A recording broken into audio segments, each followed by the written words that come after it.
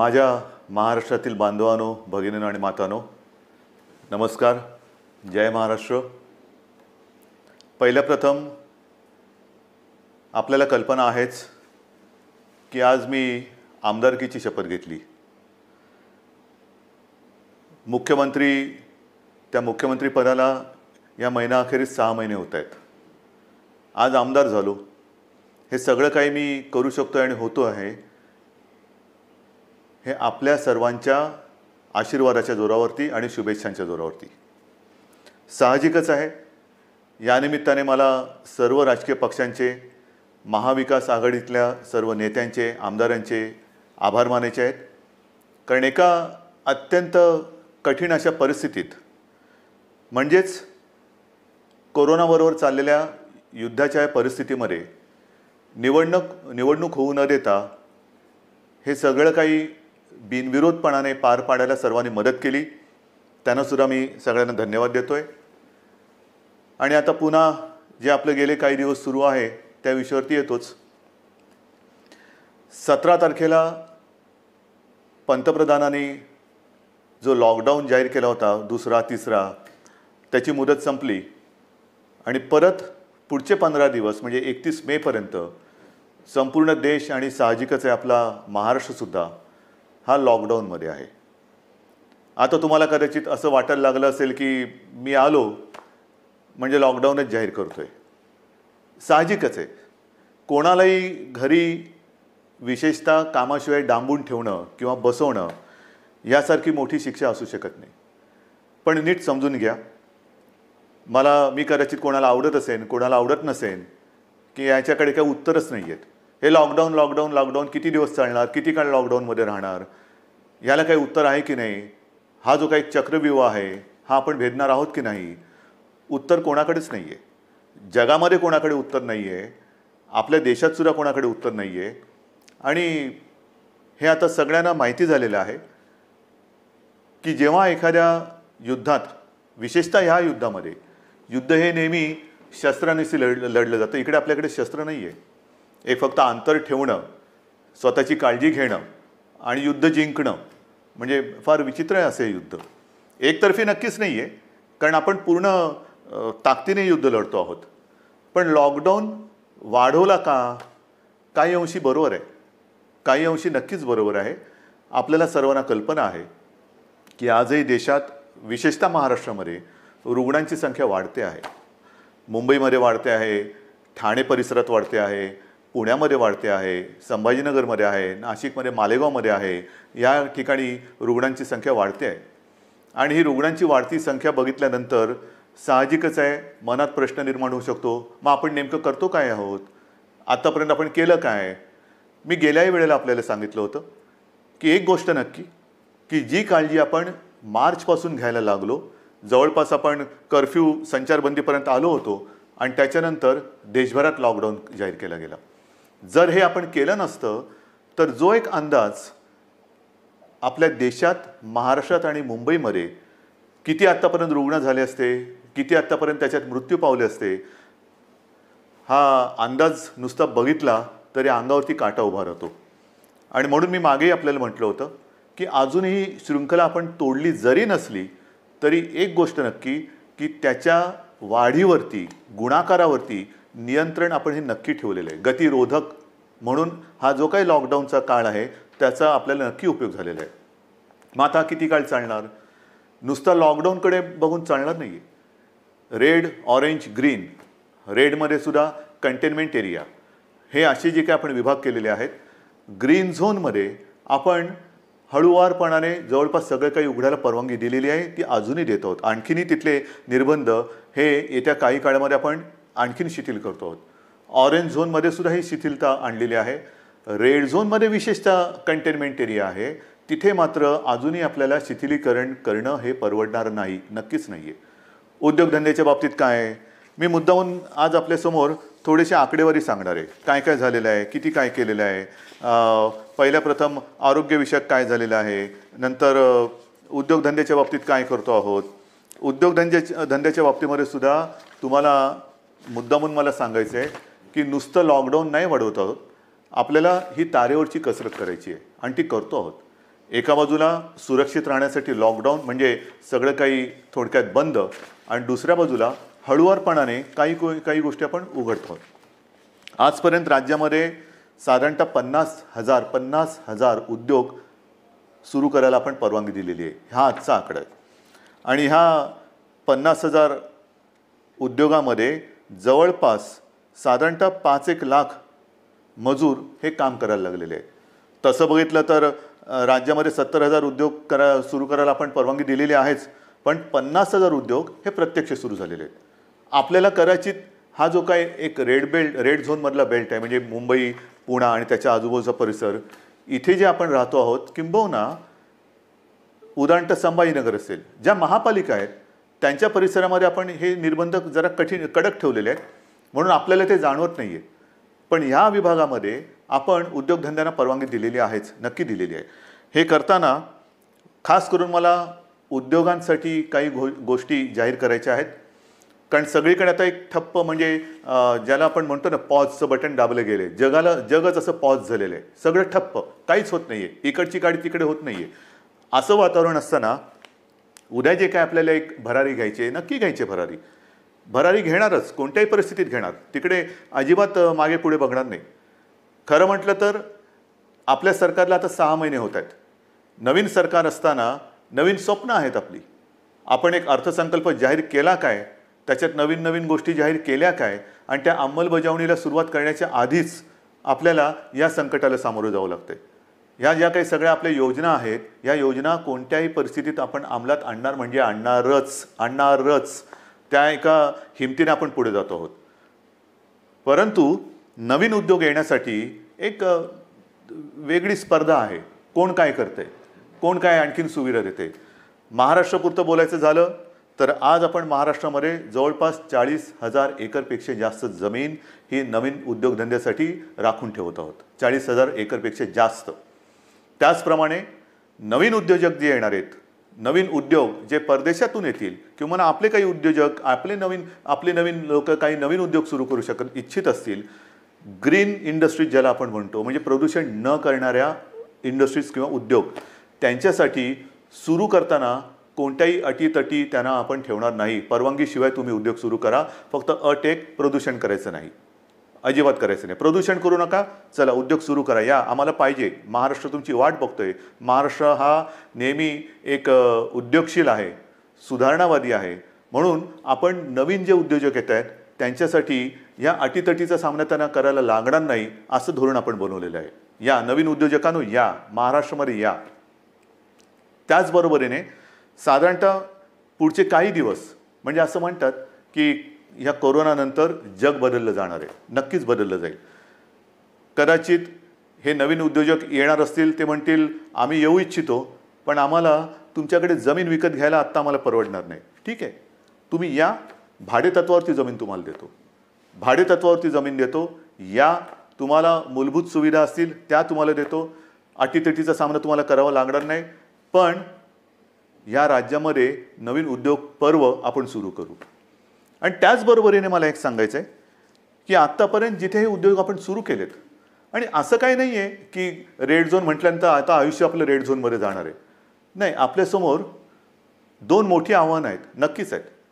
एक म्हणजे जिथे या कोरोनाचा प्रादुर्भाव नाही असा ग्रीन झोन, तो ग्रीन झोन हा आपल्याला कोरोना विरहित ठेवायचा आहे, हे मोठं आव्हान आहे. तिकडे एकसुद्धा रुग्ण ग्रीन झोनमध्ये आपल्याला आता येऊ द्यायचं नाही, किंबहुना नवीन केस तिकडे आता आपल्याला तयार आपण काय असं घर बसल्या कोविड तयार करत नाही, पण होऊ द्यायची नाही आहे. त्याच्यामुळे ग्रीन झोन हा ग्रीन झोन म्हणून मेंटेन करणं, आणि रेड झोन जो आहे तो रेड झोन हा लवकरात लवकर ग्रीन झोनमध्ये त्याचं रूपांतर करणं. म्हणजे रेड झोनसुद्धा आपल्याला हळूहळू हा ग्रीन झोनमध्ये आणायचा आहे.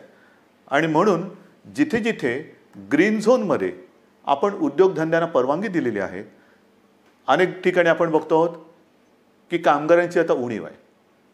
कामगार हे बरेचसे परराज्यातले निघून गेलेले आहेत.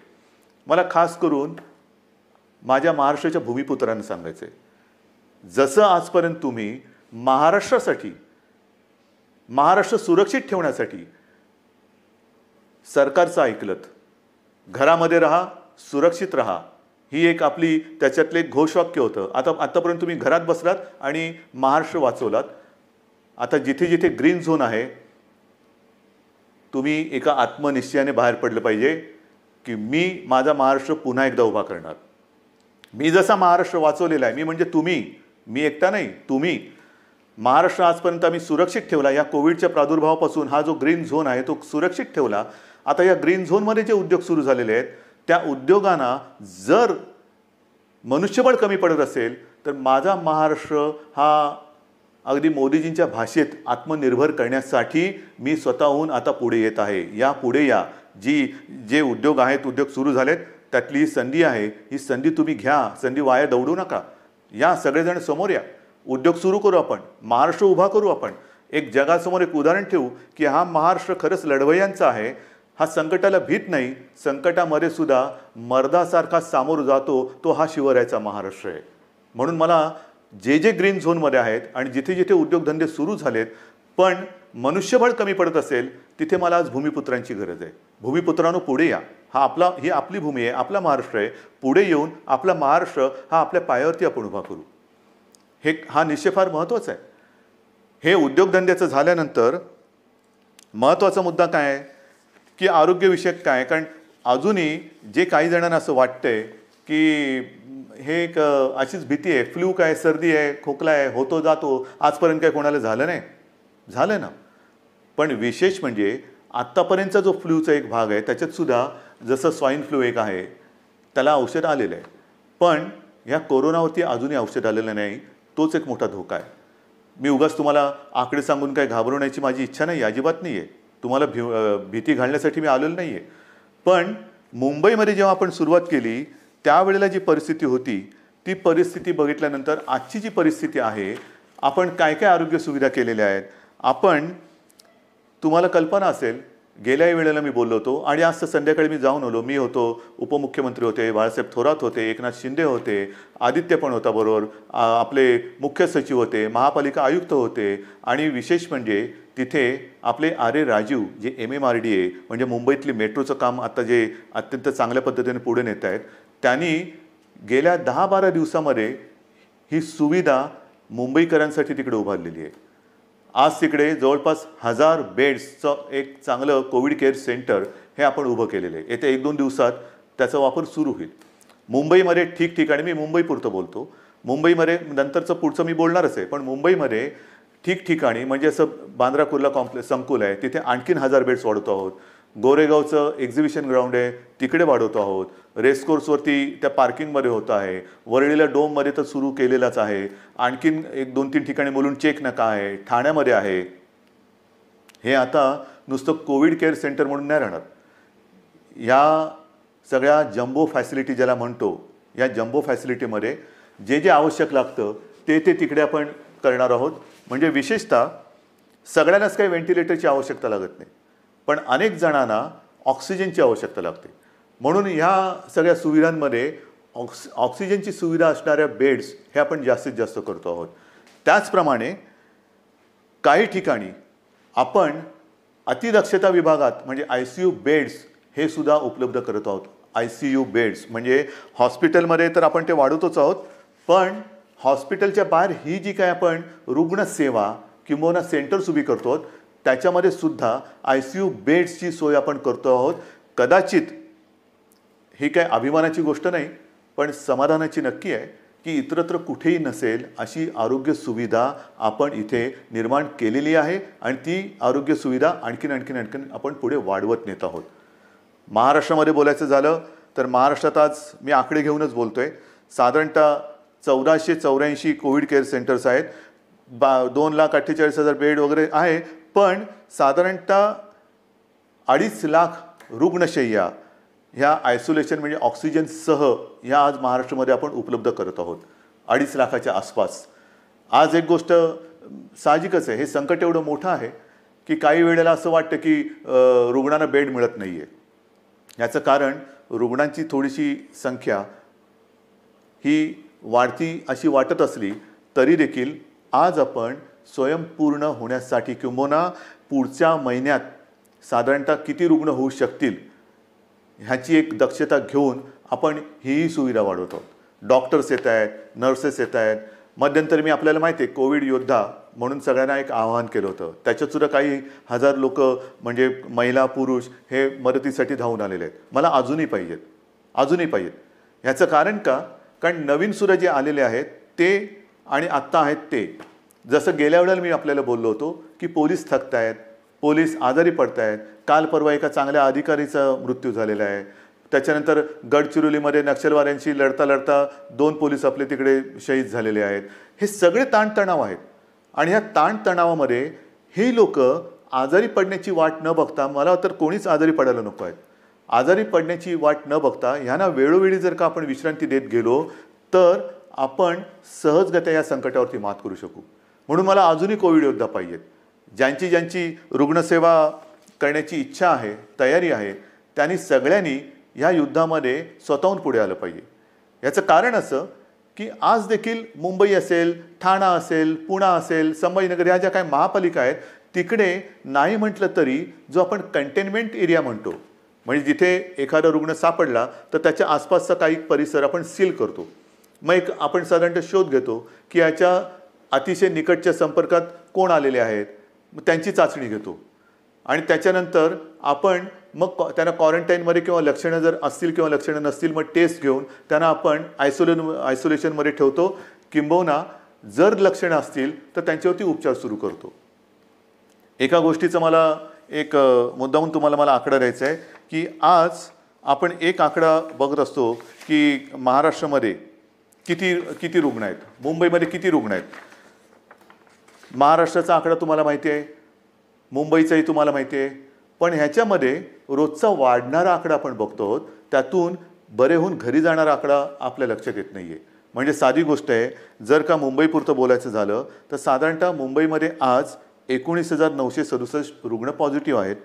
पण हा 19,500चा जो काय आकडा आहे त्याच्यामधले साधारणतः 5,000 रुग्ण हे बरे होऊन घरी पण गेलेले आहेत. म्हणजे 19,000 वजा 5,000 झाले. दुर्दैवाने काही मृत्युमुखी पडलेले आहेत. याचा अर्थ असा की लवकर जर का आले आणि व्यवस्थित त्यांच्यावरती उपचार केला गेला तर बरे होऊन घरी जाणारे रुग्णसुद्धा आहेत. काही रुग्ण तर मी मागेही आपल्याला बोललो होतो की 80% आसपास रुग्ण हे असेही आहेत की ज्यांच्या टेस्ट पॉझिटिव्ह येतात पण त्यांना कोणतीही लक्षणे दिसत नाहीत, असे रुग्णसुद्धा आहेत. तर ह्या सगळ्या गोष्टीचा विचार करून आपण आरोग्य सुविधा वाढवतो आहोत, ॲम्ब्युलन्सेस वाढवतो आहोत.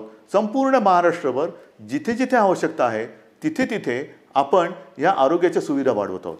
आणि एका बाजूला या आरोग्य सुविधा वाढवत असताना उद्योगधंद्यांच्या बाबतीत सुद्धा मी सांगितलं की 50,000च्या वरती उद्योगधंदे सुरू झालेले आहेत. म्हणजे असं काही नाही की सगळं काही ठप्प होऊन बसलेलं आहे. जे अनेक जण मला विचारतात की काय हो महेर, तुम्ही लॉकडाऊन उठवत नाही, किती काळ असं बसायचं. मगाशी मी तुमच्याशी बोलत होतो, ह्याच्यात काय आहे, नुसतं सर्दी खोकला ताप तर येईल, आणखीन काय होईल, फ्लू काय कोणाला होत नाही, असं नाही आहे. जे गांभीर्य आहे ते या गोष्टीचं हेच आहे की जे गंभीरपणाने आजारी पडतात त्यांच्यावरती इलाज नाही आहे. आणि एक क्षण असं धरून चला की आपण लॉकडाऊन उठवून टाकतो लॉकडाऊन आजपासून.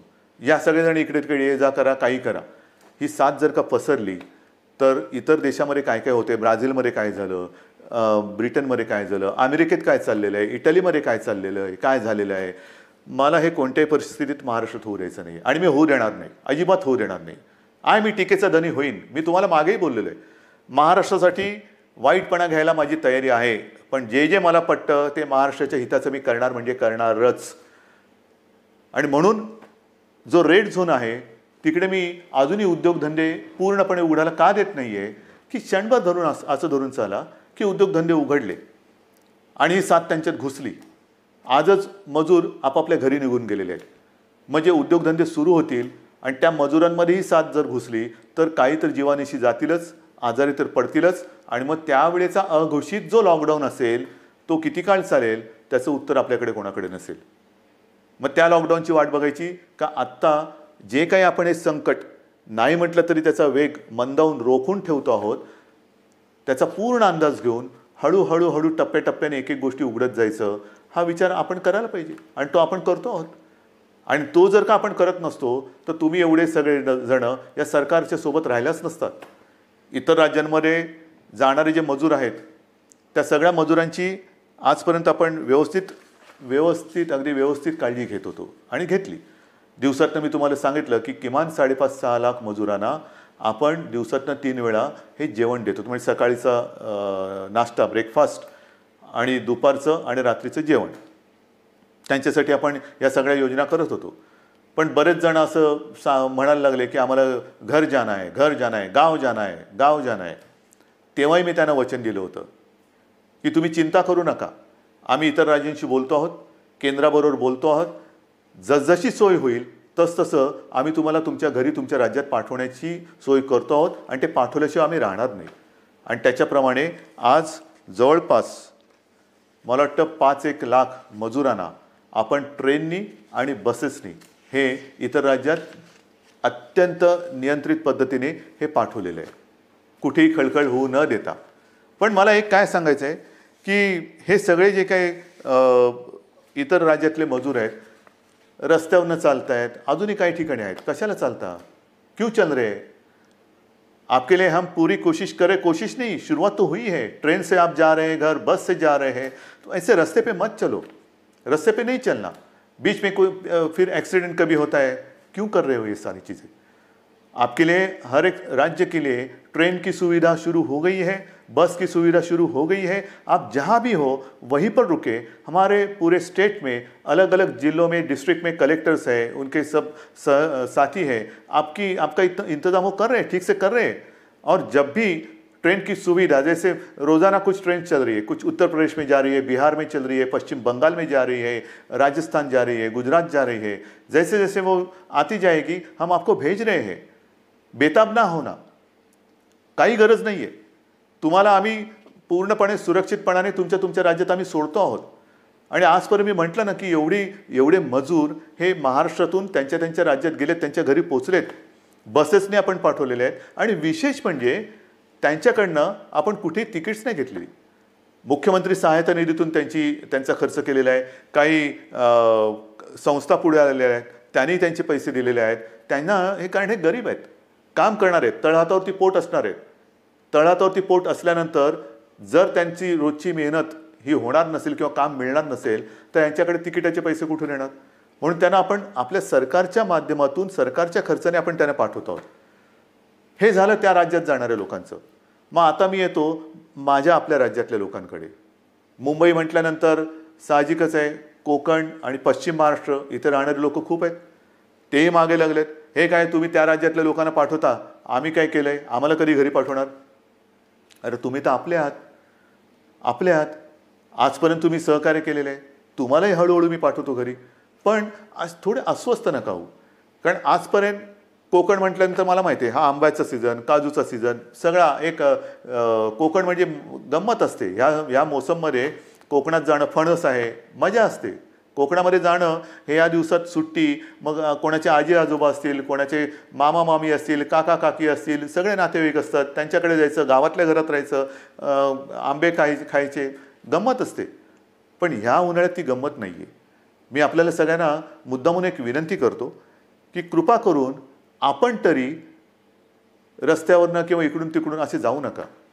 कारण मुंबईमध्ये आपण काळजी घेतो आहोत, प्रत्येक जिल्ह्यात आपण काळजी घेतो आहोत, पण प्रत्येक जिल्ह्यात आरोग्य सुविधा ज्या आहेत त्यांची एकूण जर का मर्यादा बघितली, आणि काही जिल्हे हे कोविड मुक्त आहेत, आज सुद्धा तिकडे प्रादुर्भाव झालेला नाही, ते आपल्याला तसेच ठेवायचे आहेत.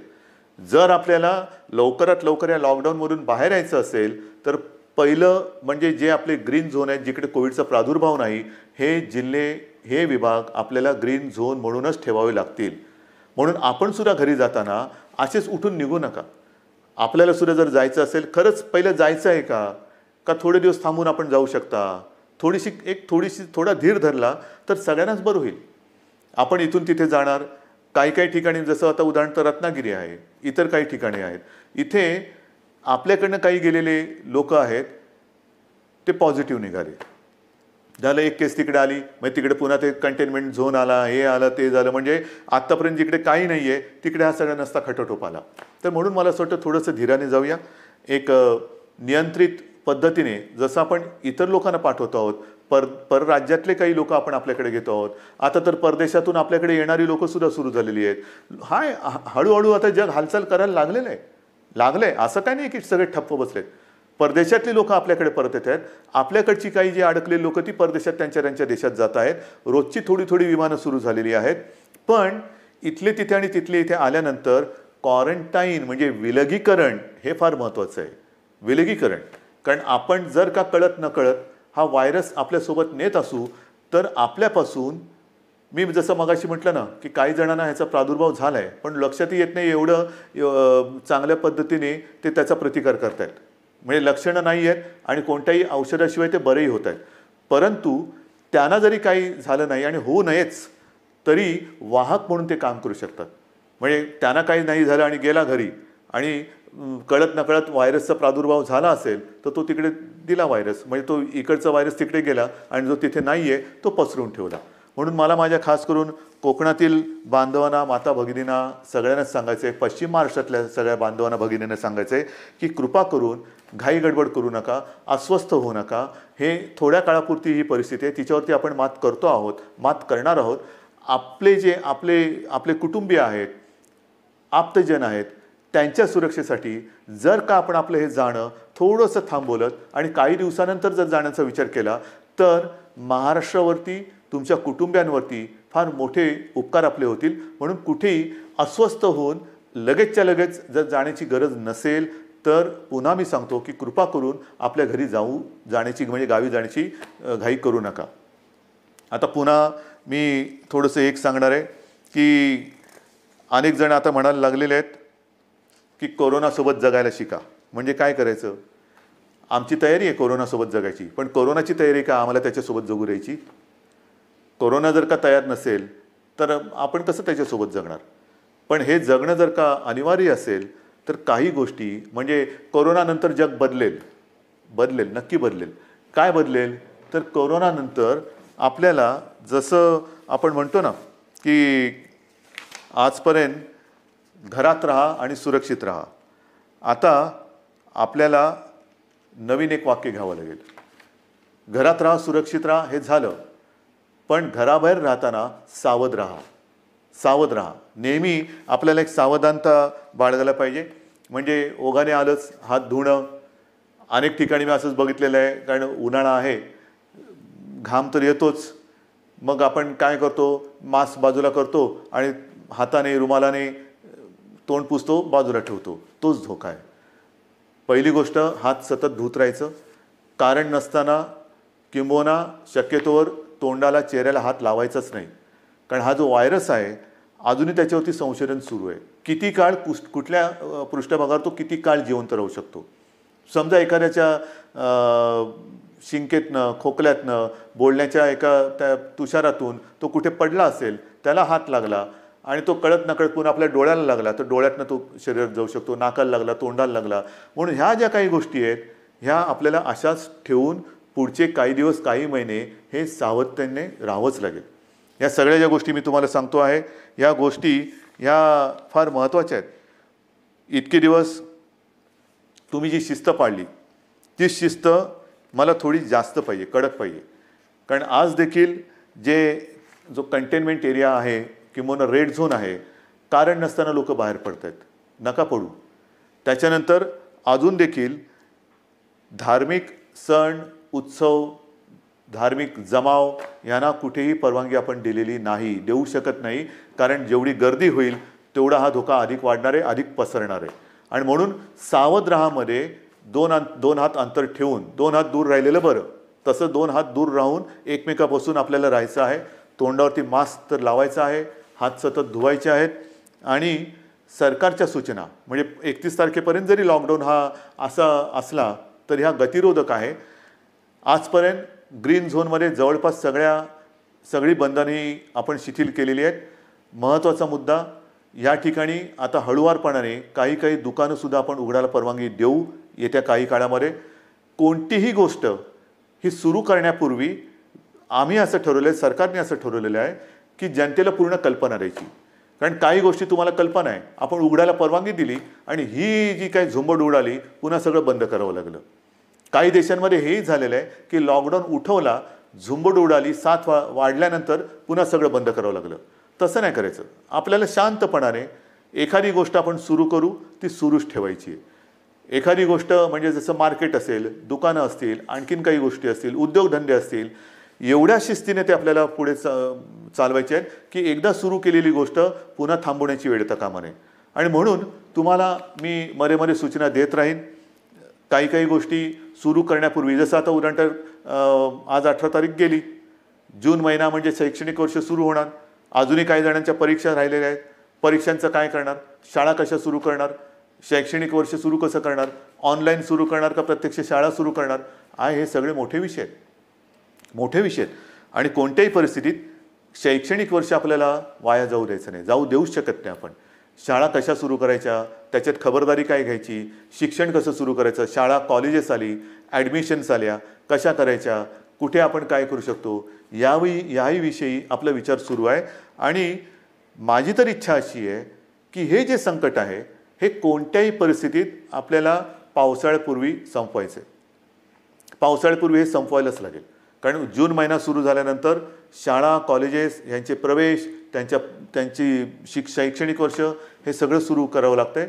आणि ह्या सगळ्याचा विचार करता मला असं वाटतं, जो वेग मी तुम्हाला मगाशीच सांगितलं, मी आकडे माझ्याकडे आहेत, साधारणतः मे किंबहुना एप्रिल शेवटापर्यंत महाराष्ट्रामध्ये काय रुग्णसंख्या झाली असती, ही संख्या जर का आपण बघितली असती तर थरकाप उडाला असता. मे मध्यामध्ये काय संख्या होऊ शकली असती, काय संख्या होऊ शकते, मे एंडला काय होऊ शकते, हे जे आकडे आपल्यासमोर शक्यता म्हणून येत होते किंवा येत आहेत, ते बघितल्यानंतर हे थरकाप उडवणारे आकडे. पण तिथपर्यंत आपण पोचलो नाही आणि तुम्हाला मी पोचू देणार नाही, अजिबात देणार नाही. जोपर्यंत तुमचा आणि माझा विश्वासाचा धागा हा मजबूत आहे तोपर्यंत मला खात्री आहे, नवे माझ्यात आत्मविश्वास आहे की हे संकट आपण नुसतं दूरच नाही तर परतून लावल्याशिवाय राहणार नाही. आणि म्हणून मला असं वाटतं, मलाही काही आनंद होत नाही आहे, अजिबात होत नाही की मुख्यमंत्री झालो आणि हे बंद ते बंद ते बंद. म्हणजे पूर्वी मुंबई बंद, भारत बंद आपण करत होतोच, पण हे अशा पद्धतीने नाही. हा बंद कोणालाच परवडणार नाही. आता आपल्याला सगळं पुन्हा एकदा जनजीवन हे रुळावरती आणायचं आहे. जनजीवन हे पुन्हा आपल्याला सहजतेने जगायला सुरुवात करायची आहे. पण ह्याची एक आता अशी शक्यता नव्हे, खात्री वाटते की हे जनजीवन पूर्ण सुरळीत व्हायला काही काळ हा जावा लागणार. जेवढी स्वयंशिस्त आपण अधिक पाळू तेवढे लवकर आपण ह्या बंधनातून मुक्त होऊ. जेवढी लवकर आपण या कोरोनाची साखळी तोडण्यात यशस्वी होऊ तेवढं लवकर आपण सगळे बंधनमुक्त होऊ. आणि म्हणून पुन्हा एकदा मी तुम्हाला सगळ्यांना विनंती करतो आहे की जे काही सरकार करतं आहे ते केवळ आणि केवळ कोणताही धोका या महाराष्ट्राला, महाराष्ट्रातल्या माता भगिनींना, बांधवांना होऊ नये त्याकरता ही पावलं उचलत आहे. साहजिक आहे, तुम्ही अस्वस्थ आहात, तुम्ही बेचैन आहात, कधी हे उघडणार हा प्रश्न जसा तुम्हाला आहे तसाच तो सर्वांना पडलेला आहे. पण जे काही करतो आहे ते केवळ आणि केवळ आपल्या सर्वांच्या हितासाठी करतो आहे. आजपर्यंत जसं तुम्ही सरकारला सहकार्य केलं तसंच सहकार्य याही पुढील काळात कराल अशी खात्री बाळगतो. आणि लवकरात लवकर ही साखळी तोडून आपण बंधनमुक्त होऊ ही आशा बाळगतो. जय हिंद, जय महाराष्ट्र.